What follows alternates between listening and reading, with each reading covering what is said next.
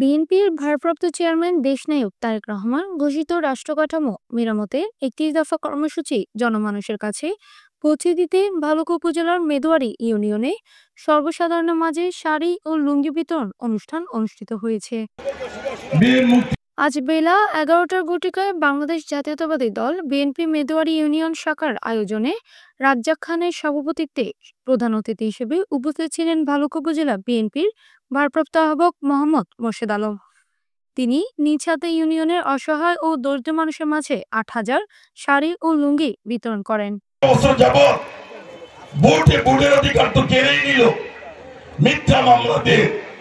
এদেশের বিরোধী দলীয় মতামতকে দমন করে হাজার হাজার লক্ষ লক্ষ নেতা কর্মীদেরকে দিনের পর দিন, মাসের পর মাস, বছরের পর বছর জেল খাটিয়েছে।